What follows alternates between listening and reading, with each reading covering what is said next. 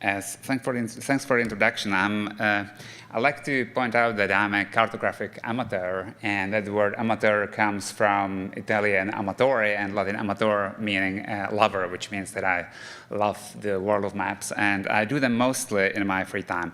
However, as Nick has mentioned, for the past 19 years, I work pretty much every role at Mapy.cz. And Mapy.cz, in case you are not familiar with it, I strongly invite you to check it out. Not because I imprinted myself on it so much, but it's arguably the best outdoor map application out there for iOS and Android. So if you're into hiking, cycling, or backcountry skiing, do check out Mapy.cz. This presentation, however, is about a personal project, which I started on something over a year ago, and that was to create an interactive, multi-scale, web-based 3D terrain map of the Earth in natural color with open source software and public domain data. And the question, obviously, is why spend time on this? And the answer is, I've always been fascinated by these perspective view maps that some of the great cartographers have been creating. By the way, of the 3 authors of these maps, one passed away 32 years ago, and 2 others happen to be in this room, which is another great reason to be speaking at NACIS. And I can actually see some people that some cartographers that would definitely deserve to be on this page, but I just couldn't find the room for them. Additionally, I found terrain representation in large-scale web-based mapping services suboptimal. Omnipresent as these services have become, I do believe that they actually do not do a very good job at terrain representation. And I also recognize that web-based mapping had some unique features and advantages, such as interactivity and arbitrary angles. And I felt that as a software developer, it would be an interesting challenge for me to try to replicate some of the traditional 3D terrain mapping approaches in software, to bring them to the web, and if possible, bridge the gap between the two approaches, or at least narrow it. I made this uneasy choice of a software platform I based my effort on. It's a fairly complex software toolkit developed by a company called Melon Technologies, which later became part of Leica Geosystems. The choice has been made even more uneasy by the fact that about 2 months after I made it, Leica abandoned the software and basically left me out in the wilderness with an enormous code base and nobody to talk to. But still, I stick to the decision. You can see what results it brought me to. This is a still from the 2023 version of the map, which I presented on last year's NACIS annual meeting in Pittsburgh. You can find this map live online. It's still there. And it was also discussed in my talk at that meeting, so I will go over it only very briefly to provide context for the new material. What's new in 2024 is that there is an increased focus on visual realism, which I achieved through light and color, not really surprisingly. And I spent most of my time working on the major missing feature in the 2023 version, which is an independent lighting model. Basically, lighting model is something that in graphic software provides a mathematical relationship between the light sources, the properties of the material, and the position of the viewer to communicate form and shape.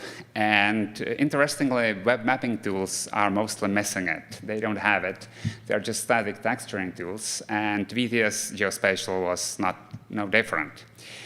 So in the 2023 version, I avoided this lighting model problem by a trick, which I call view-dependent alpha blending of multiple shaded relief images, or VDAB. I'm not trying to invent terminology here.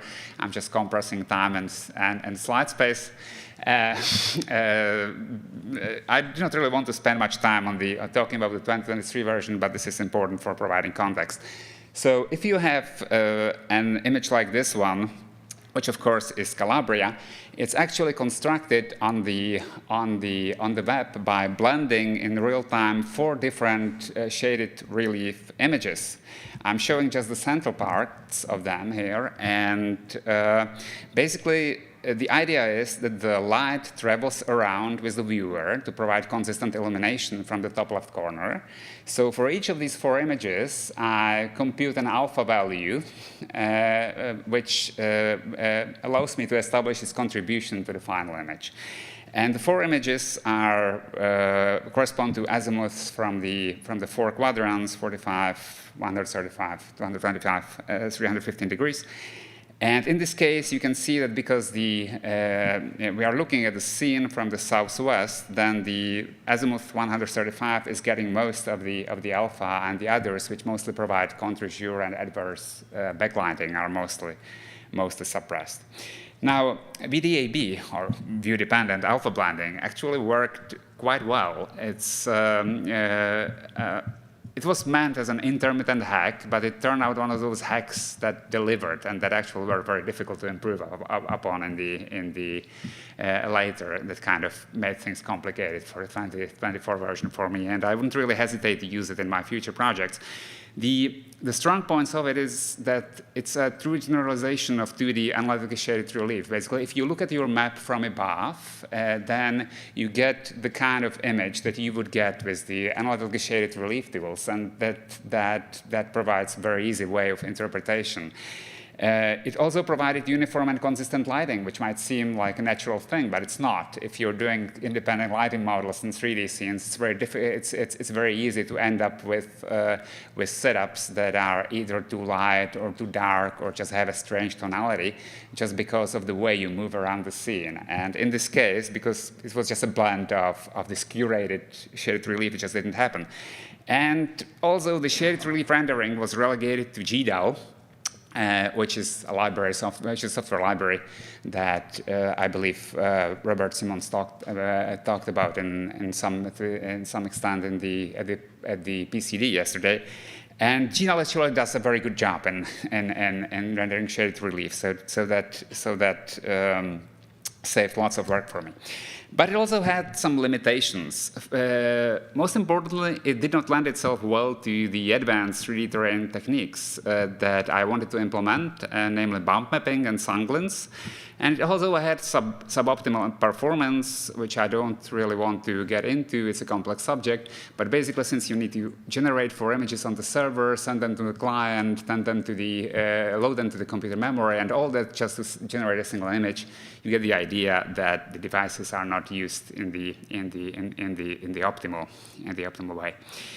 So the goal was to implement an independent lighting model into VTS Geospatial and use it to render the map. Well, that sounds easy, doesn't it? And personal confession, it has not been easy. Going on with the personal confession, my loved ones have noticed that I've become irresponsive, frustrated, that I acted weirdly, and even became cantankerous.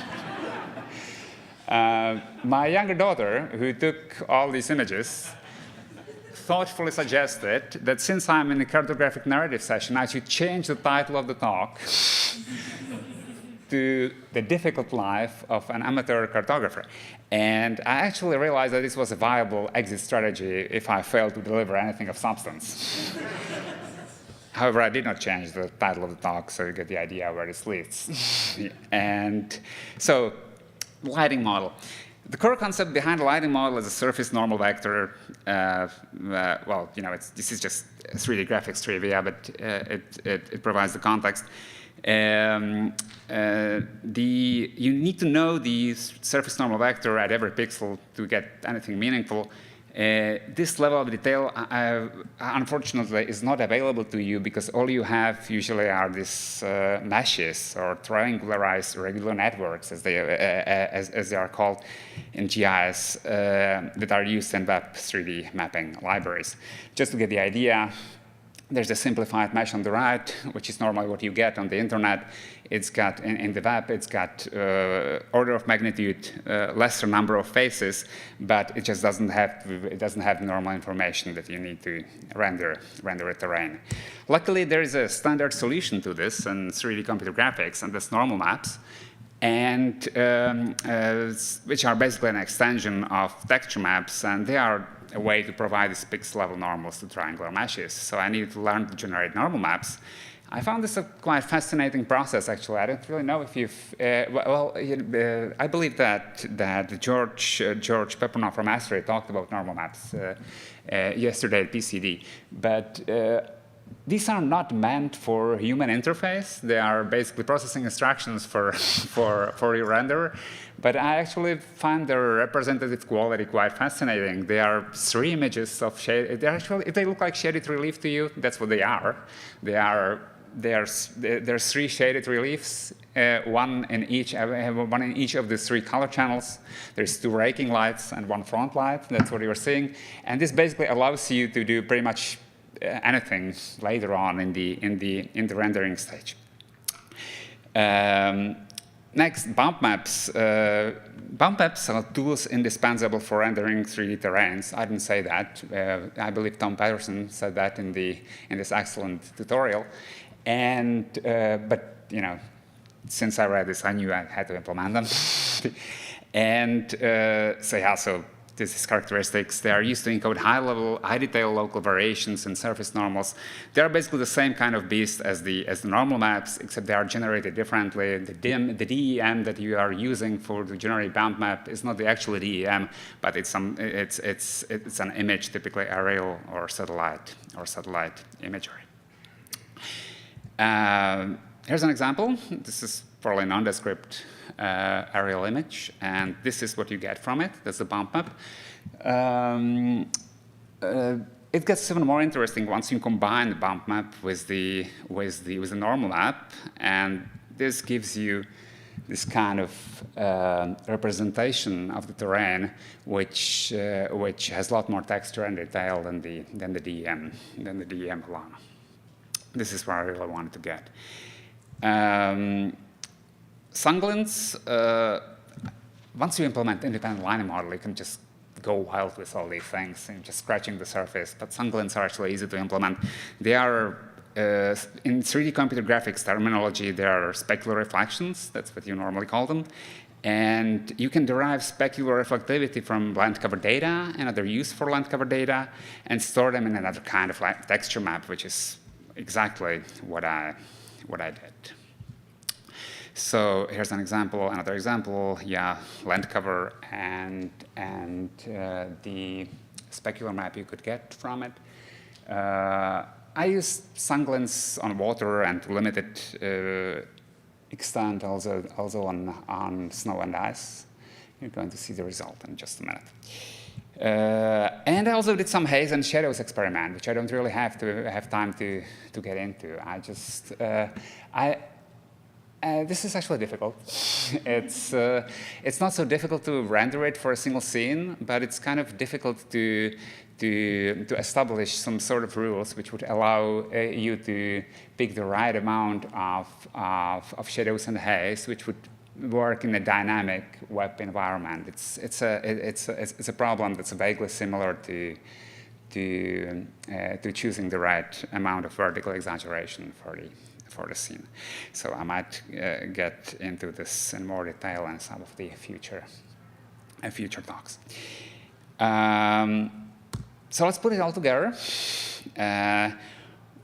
I've picked up this test scene, which is, of course, a slightly unusual view of the Teton Range and of most of Grand Teton National Park. We're looking almost due southwest at a pitch of about 54 degrees, and we got like 91.7 equivalent telephoto lens with 1:90 K scale in the center, and we start with this, which is an empty canvas. It's all there, but it's just not showing. And we start with illumination. In this case, we are just eliminating the simplified TIN. So these are just the normals in the vertices that are contributing. Next, we had the normal map. So we got a lot more detail and texture. We had the bump map for even more texture. Natural colors from the land cover. Sunglance. And eventually, a little bit of haze and shadows. So that's it.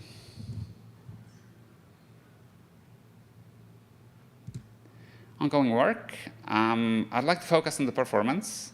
That was one of the goals, but I just get so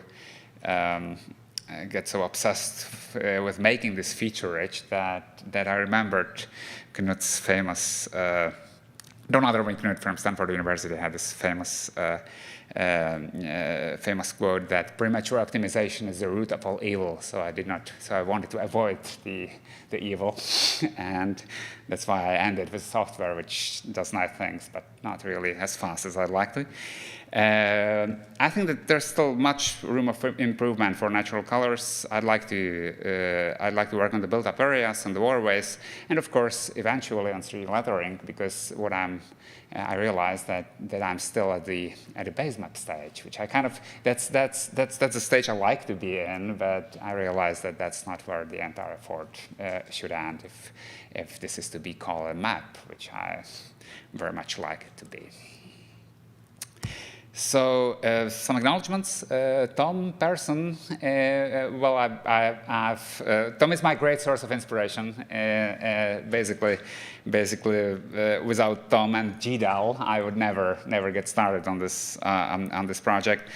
Of course, Realism.cz and Mapy.cz. My home until recently. My wife and my daughters, who I think deserve acknowledgement for their love and patience. And of course, all the cartographers here and out there who take interest in this particular project. Live version, there's still the old version, but the new one has some rough edges, but I think it might be in a few days. I might eventually deploy it. And that's it from my side, and any feedback or questions is much appreciated.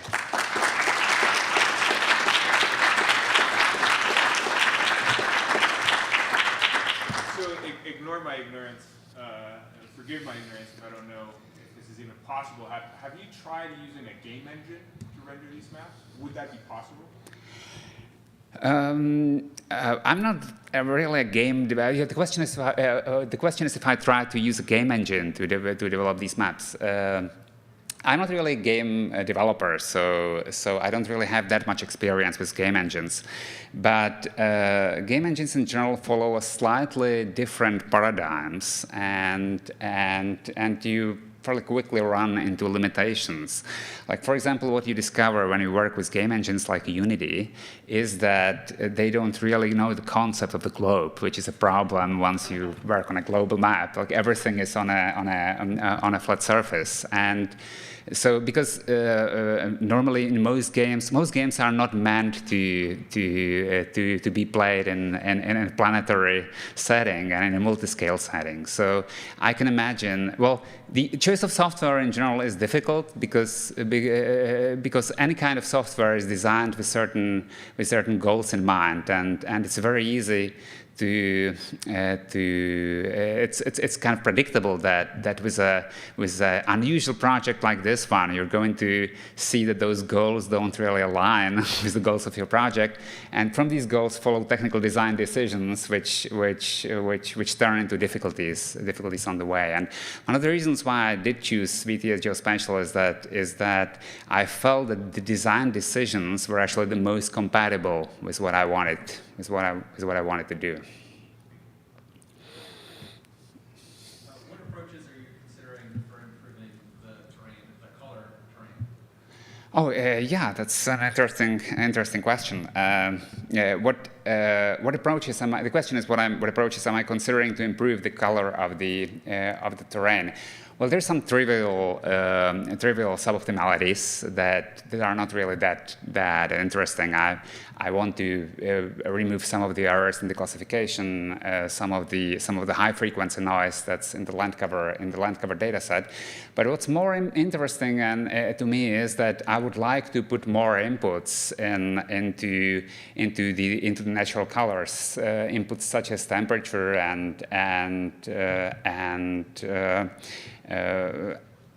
precipitation in the particle area, perhaps even geological composition of the bedrock, and basically to do that to achieve even more visual realism without sacrificing the most important role of presenting the land cover information, which is communicating the information on the type of land cover to the user.